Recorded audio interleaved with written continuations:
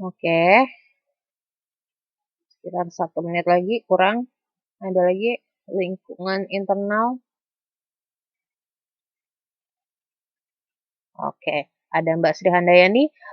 Lingkungan internal ini elemen-elemennya berasal dari dalam. Mbak Soeharni, lingkungan yang berada dalam organisasi dan bukan merupakan bagian dari lingkungan eksternal. Yuni, yang berada dalam organisasi. Lingkungan berada dalam organisasi tersebut secara formal memiliki implikasi langsung khusus pada perusahaan. Lingkungan internal berada pada organisasi merupakan lingkungan yang berada dalam organisasi. Oke. Oke, terima kasih jawabannya teman-teman. Ya, benar. Lingkungan internal adalah lingkungan organisasi atau elemen-elemen organisasi yang berada di dalam organisasinya. Kemudian juga punya pengaruh terhadap si organisasinya. Nah, jadi bedanya lingkungan eksternal sama internal itu, yang satu ada di luar dari organisasi, di organisasi, yang satu lagi ada di dalam organisasi. Nah, kemudian kita lanjut. Berdasarkan pengaruhnya, lingkungan itu juga dapat dibagi menjadi dua, yaitu lingkungan yang mempunyai pengaruh langsung dan lingkungan yang mempunyai pengaruh tak langsung. Pengaruh langsungnya terhadap siapa nih? Terhadap apa? Ayo. Iya, benar, terhadap organisasi. Nah, saya ada gambar nih. Di sini teman-teman bisa ngeliat kan, dari gambar ini ada keluarga Pak Alim, ada keluarga Pak Ibnu, ada keluarga Pak Tanjung, ada keluarga Pak Robert, ada keluarga Pak Wira. Nah, dari yang gambar ini, saya mau menerangkan mengenai apa namanya, teman-teman biar tahu nih mana yang internal sama yang eksternal apa namanya, lingkungannya. Nah, kalau yang di sini dari gambar ini kan kita kita kita ini kita bikin ya, keluarga itu adalah organisasi. Umpamanya di sini. Nah, Mbak Ira nggak punya suara. Mbak, ini teman Mbak Ira saja yang nggak ada suara atau teman-teman yang lain juga nggak ada suara? Oh, yang lain bisa kayaknya. Oke,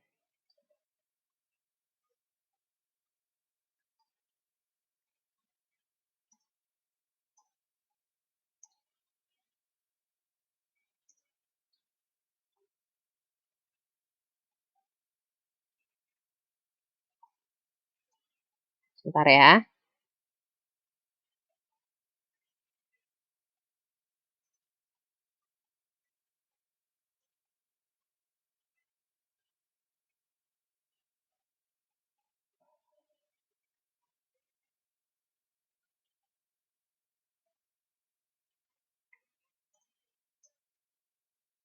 Oke.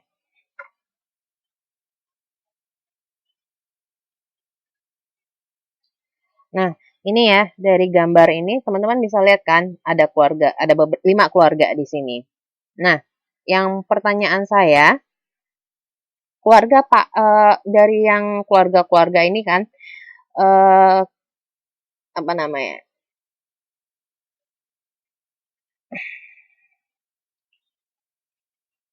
Lingkungan internal dari keluarga Pak Alim itu apa? Siapa-siapa saja? Lingkungan internal keluarga Pak Alim. Hmm, oke, benar. Paham. Oke, thank you. Terima kasih. Keluarga. Jadi lingkungan internal dari keluarga Pak Alim itu ada Pak Alim, ada Bu Alim sama anak.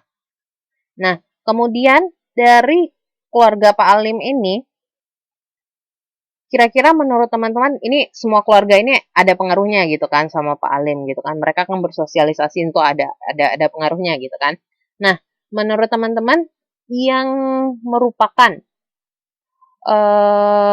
apa namanya?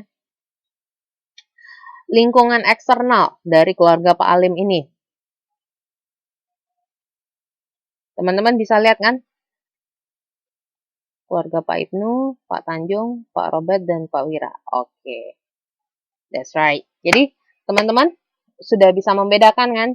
Oh, yang ini kalau misalnya dibikin lagi mungkin bentuknya lain ya, organisasinya mungkin yang lain lagi. Teman-teman sudah bisa membedakan kan?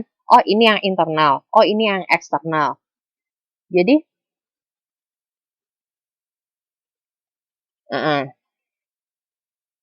nah,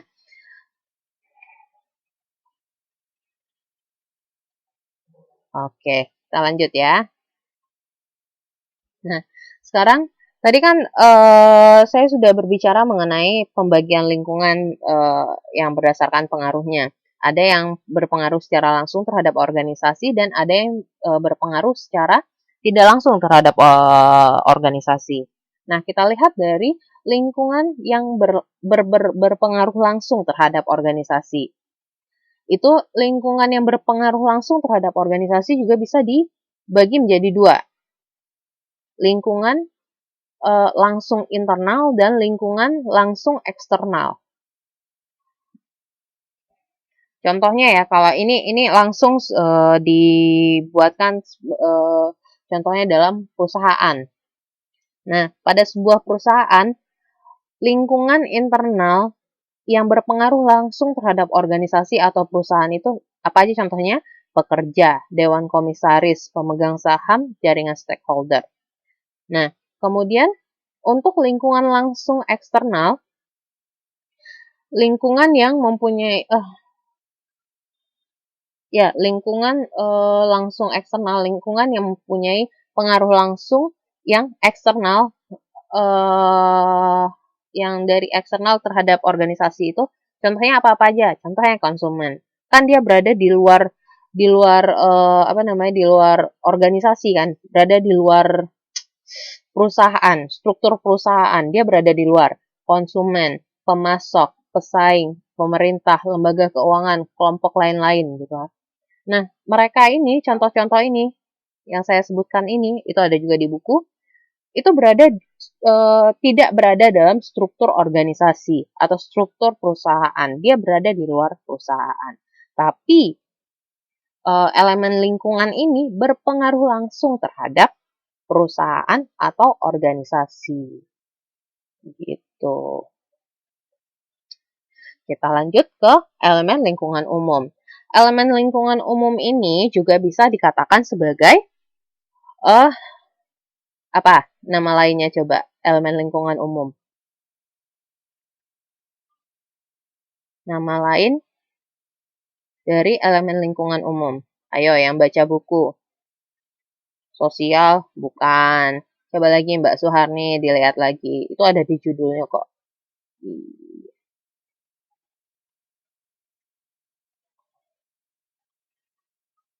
Iya. Ya, elemen lingkungan umum itu juga bisa disebut sebagai lingkungan tidak langsung. Lingkungan yang berpengaruh secara tidak langsung terhadap terhadap organisasi.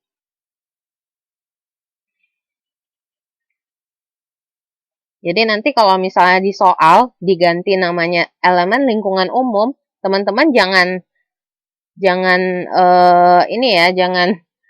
kagok gitu, jangan elemen lingkungan umum apa ya gitu. Elemen lingkungan umum itu sama dengan lingkungan yang berpengaruh secara tidak langsung terhadap organisasi atau lingkungan tidak langsung. Yang berpengaruh tidak langsung, ya. Jangan lupa ya. Nanti tiba-tiba ini apa ya? Kebalikan dari elemen lingkungan umum apa?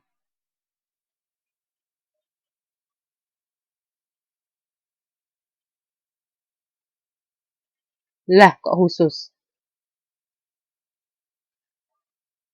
Kebalikan, opposite-nya dari elemen lingkungan umum apa? Elemen lingkungan umum tuh nama lainnya kan lingkungan tidak langsung. Kebalikannya apa?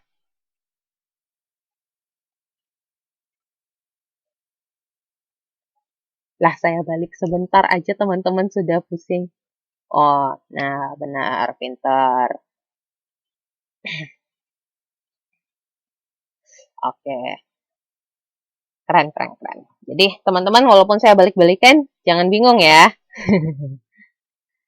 Oke, jadi elemen lingkungan umum atau elemen yang berpengaruh secara tidak langsung terhadap organisasi, itu kita lihat ya, apa-apa saja yang mendorong, bukan. Nah, kita lihat pengaruhnya dulu dari elemen lingkungan umum ini terhadap organisasi, apa-apa saja. Dia kan secara tidak langsung nih pengaruhnya terhadap organisasi. Kita lihat ya apa saja yang pengaruhnya secara tidak langsung itu. Yang yang yang pertama, elemen lingkungan umum ini dapat mendorong pembentukan stakeholder. Kemudian yang kedua, elemen lingkungan umum ini juga dapat menciptakan lingkungan tempat organisasi harus mengantisipasi perubahan lingkungan tersebut. Nah, elemen lingkungan umum ini contohnya seperti apa? Kayak sosial, ekonomi, politik, teknologi. Seperti itu, teman-teman. Nah, yang sosial itu pun juga bisa dibagi contoh-contohnya itu seperti apa saja, seperti demografi. Kemudian gaya hidup, nilai sosial. Nah, itu contoh dari sosial. Demografi itu contohnya seperti ini menyangkut mengenai struktur kependudukan lingkungan organisasi berada.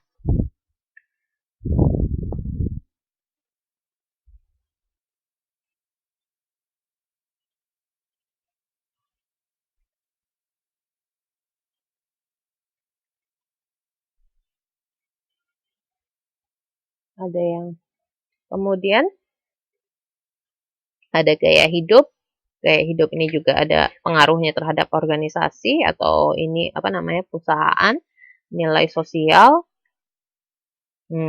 Kemudian dari variabel ekonomi, teman-teman juga bisa silakan dibaca itu di bukunya halaman 2.14 itu cukup cukup menjelaskan apa-apa saja itu variabel ekonomi, kemudian dari segi politiknya seperti apa, dari teknologinya seperti apa, kemudian dimensi internasional seperti apa. Ada yang tanya, Mbak Suharni, kalau kependudukan berarti pembedaan daerah pedesaan dan kota juga termasuk ya, Bu? Pembedaan daerah dan kota.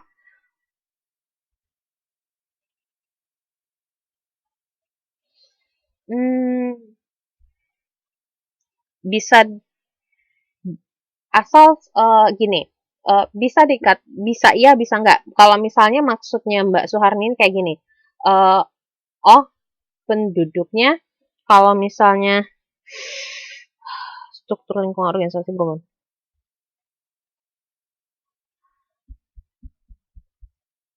Sebentar.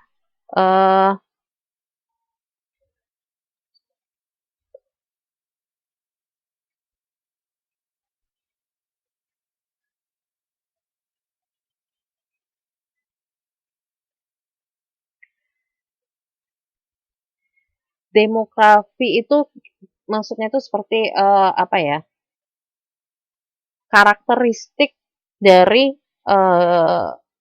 keadaan sosial atau lingkungan dari organisasinya.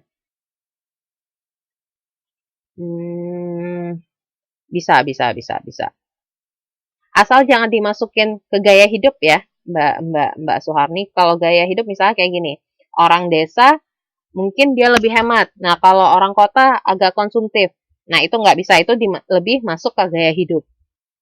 Ini lebih, kalau misalnya padat, dan satu lagi mungkin penduduknya tidak terlalu banyak, mungkin di desa, oke, itu bisa dikatakan demografi. Oke, teman-teman paham? Yang lain?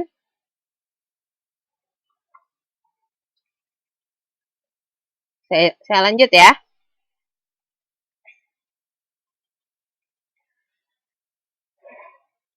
Kita menuju ke model hubungan organisasi.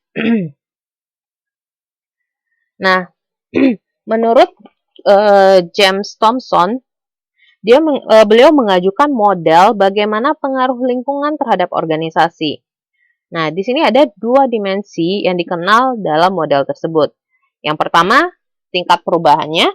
Yang kedua, tingkat homogenitasnya.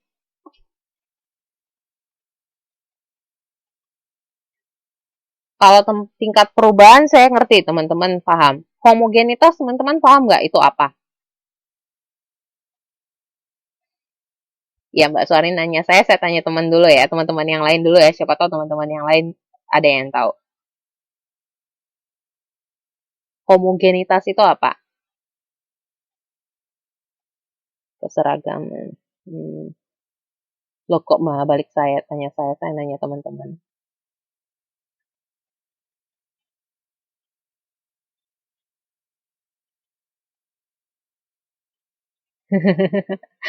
Homogenitas itu apa? Keseragaman, bukan.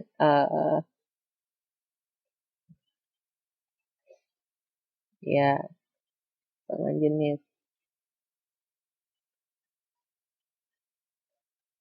Nah, oke. Teman-teman, uh, suara saya kurang jelas. Jadi, homogenitas itu artinya ya, seperti ya, kayaknya teman-teman bagus tuh. Homo itu apa? Genitas itu apa gitu kan? Jenis homo itu manusia. Oke. Pendekatan yang bagus untuk mencari sebuah apa namanya pengertian. Nah, homogenitas itu keseragaman. Jadi bagaimana bentuk variasinya. Apakah dia apa namanya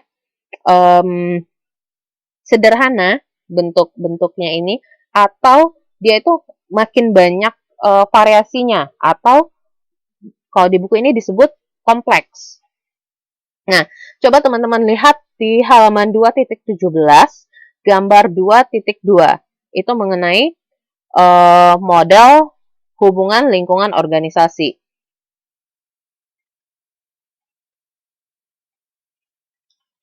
Udah dibuka bukunya kan? Di buku halaman 2.17. Nah, itu di situ di tabel ini, teman-teman, di gambar ini, teman-teman bisa melihat bagaimana hubungan antara tingkat homogenitas dan tingkat perubahan terhadap apa namanya model hubungan lingkungan organisasinya. Jadi coba dilihat, kalau misalnya, ini saya kasih pertanyaan buat teman-teman. Kalau misalnya tingkat homogenitasnya sederhana, tingkat perubahannya dinamis. Bagaimanakah hubungan lingkungan organisasinya? Tingkat homogenitasnya sederhana dan tingkat perubahannya dinamis. Bagaimana hubungan lingkungan dan organisasinya?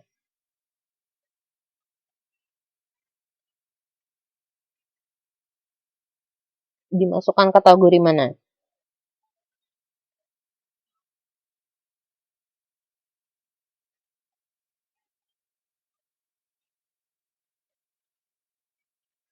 Ayo, yang lain, Mbak Suharni, ketidakpastian moderat. Teman-teman yang lain, saya ulangi pertanyaan sekali lagi. Tingkat homogenitasnya sederhana, tapi tingkat perubahannya dinamis. Itu termasuk, itu bagaimana hubungan lingkungan dan organisasinya? Termasuk yang kategori mana?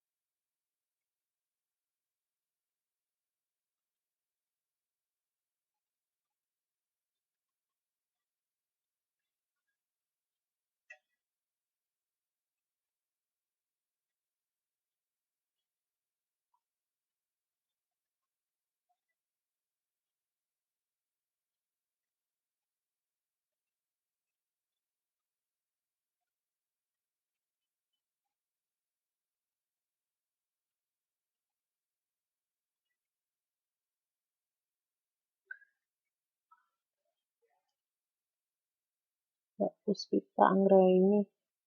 Bentar. Mbak Suarni, oke. Yang nggak paham, Mbak siapa tadi? Mbak Puspita. Siapa lagi? Ayo. Kayak teman-teman semua jawab aja, biar saya tahu mana yang masih belum paham bagaimana cara baca gambar yang 2.17 ini.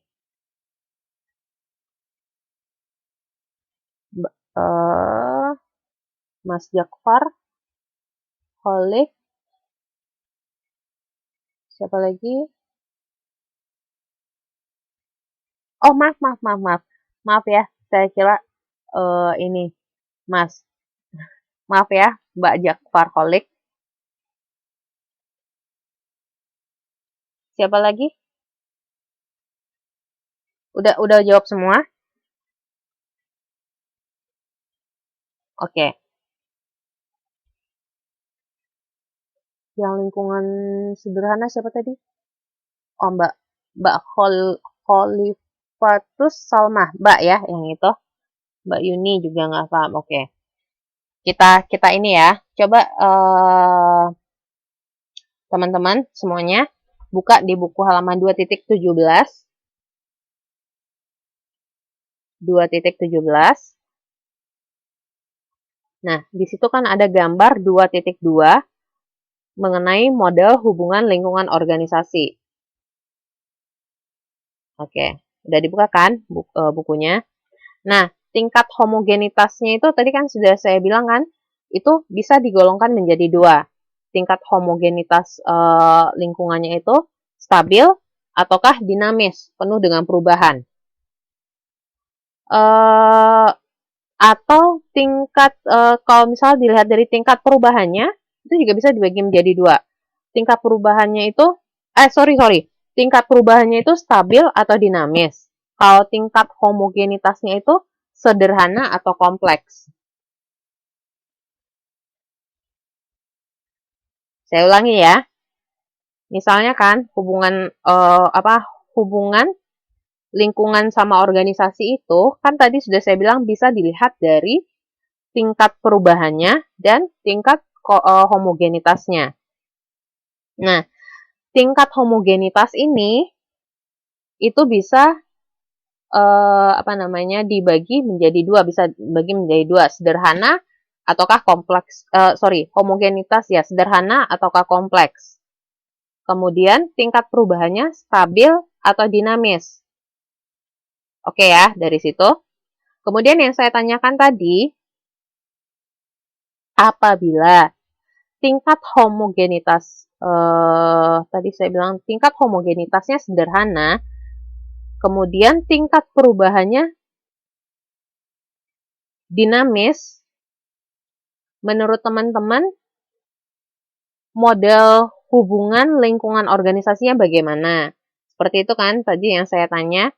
Nah, coba Mbak-mbak, mas, coba dilihat tingkat perubahan.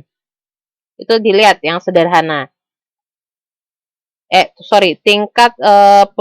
Homogenitas itu dilihat yang sederhana. Itu kan? Diambil garis lulusnya, itu bisa ketidakpastiannya rendah, bisa ketidakpastiannya moderat. Kemudian kita lihat dari tingkat perubahannya kan stabil dinamis kan. Tadi yang saya minta yang dinamis. Nah, coba diambil yang dinamis. Kemudian ambil garis lurusnya. Jadi, di situ ketemu kan antara sederhana dan dinamis itu kolomnya berada di ketidakpastian moderat. Ya. Paham kan gimana cara ngambilnya?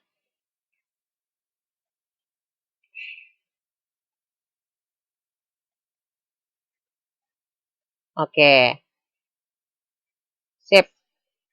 Saya tanya satu lagi. Nanti pada paham bu.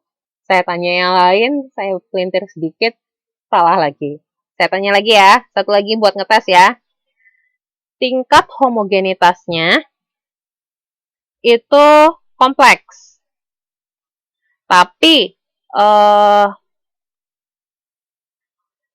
tingkat perubahannya stabil. Bagaimanakah model hubungan lingkungan organisasi itu?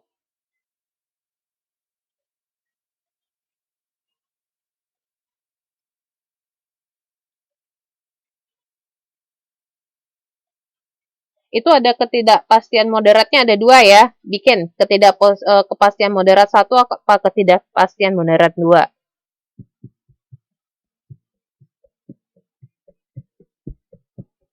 Soalnya itu beda tingkatannya.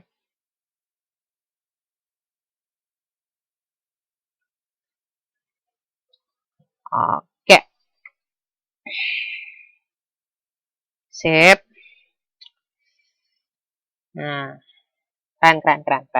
Teman-teman sekarang udah paham gimana cara baca tabel atau gambar seperti yang di halaman 2.17. Bagaimana perbedaan 1 dan 2? Mas Ropik buka di halaman 2.17. Itu ada di paragraf 1, 2, 3.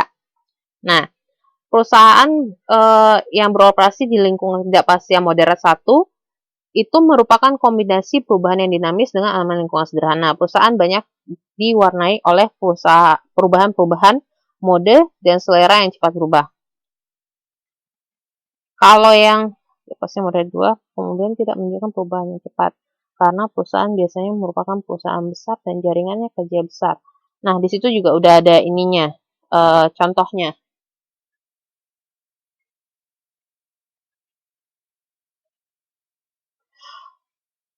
Perbedaannya itu lebih ke arah kayak gini. Misalnya kalau kita contohkan ke perusahaan gitu kan.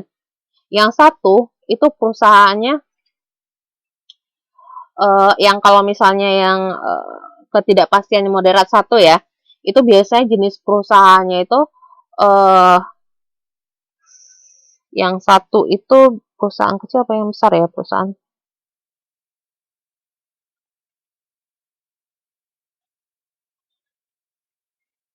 Biasanya perusahaannya itu perusahaan yang relatif sederhana nih biasanya perusahaan yang kecil atau yang menengah lah besar perusahaannya. Tapi perubahannya itu cukup perubahannya itu cukup banyak. Iya, kalau misalnya saya contohkan seperti apa ya? Perusahaan yang bergerak di bidang fashion mungkin, contohnya kan. Biasanya perusahaan yang bergerak di bidang fashion itu dia nggak terlalu banyak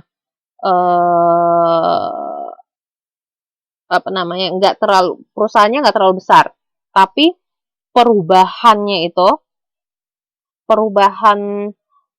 lingkungannya itu biasanya sangat cepat karena fashion kan cepat. Kemudian kalau contoh ketidakpastian moderat 2 ini, dia kalau misalnya secara homogenitasnya itu varian perusahaannya itu kompleks, tapi perubahannya stabil. Ini biasanya perusahaannya besar karena homogenitas dalam perusahaan itu banyak, jadi itu biasanya perusahaan yang besar, tapi perubahannya itu stabil, nggak terlalu banyak. Contohnya perubahan